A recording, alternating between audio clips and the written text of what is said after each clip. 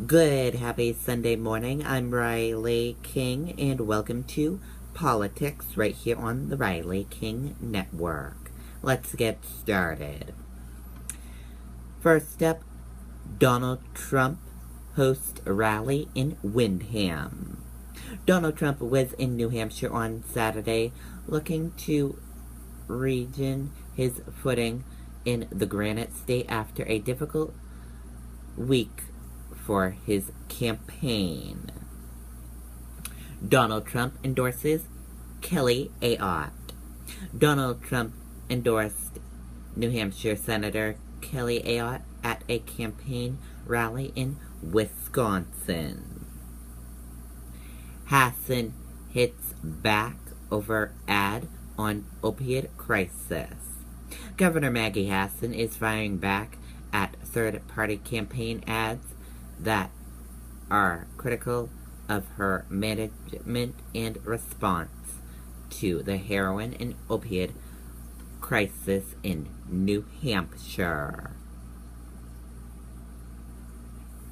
Trump campaign misstep raise questions. Republican presidential nominee Donald Trump returned to New Hampshire on Saturday and aimed questions from some about whether he wants to win the race. It's been an interesting week for Kelly Ayotte. While Governor Maggie Hassan is Senate Kelly Ayotte's chief opponent, this week the Republican incumbent found herself at odds with the presidential nominee of her party and political organization, whose job is to help her get re-elected.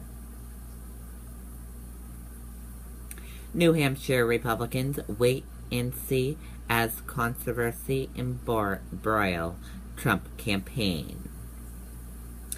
Republican candidates are waiting to see what happens as controversy surrounds GOP presidential nominee Donald Trump.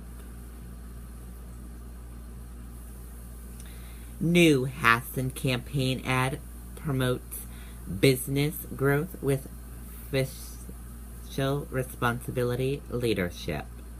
In its third television ad of U.S. Senate campaign, Governor Maggie Hassan's campaign promotes her fiscal responsibility leadership, while several business owners say her approach has helped their companies grow. Bolt Super PAC launches 350,000 digital ad campaign promoting Ayotte. Former United Nations Ambassador John Bolt's Super PAC is spending $350,000 on a digital ad campaign promoting Senator Kelly Ayotte and what Bolt views as her commitment to a strong national security stance. New Massachusetts law requires equal pay for comparable work. Republican Governor Charlie Baker has signed into law a bill requiring men and women to be paid equally for comparable work in Massachusetts. Hassan nominates candidates to fill culture, resource, safety positions. New Hampshire Governor Maggie Hassan will nominate two people on Wednesday at an executive council meeting in Nashua. Donald Trump turns his famous airy on Kelly Ayotte after Kelly Ayotte ripped Donald Trump for criticizing the Muslim American father of U.S. Army captain who died in the Iraq War. The Republican presidential nominee has now turned his famous ire on the incumbent senator. Ad targeting Hassan on heroin crisis criticized by both sides. Governor Maggie Hassan is the target of a new ad in her race for U.S. Senate, but the ad is drawing criticism from her opponent, incumbent Republican U.S. Senator Kelly Ayotte. Hassan July political travel promotes criticism from Ayotte campaign. Governor Maggie Hassan was out of state on political travel for all or parts of 8 days in July, her campaign manager said Monday. Ashu campaign manager Ventilani departs. Republican Bedford businessman Rich Ashu congressional campaign has parted ways with its campaign manager.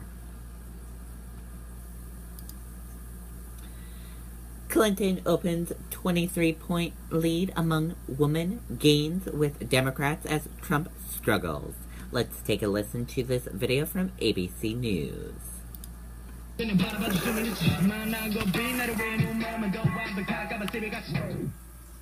Let's bring in ABC's chief White House correspondent, John Karl. So we saw the poll numbers there. Not good here right now for Trump. It looks like a free fall. Take another look at that McClatchy poll.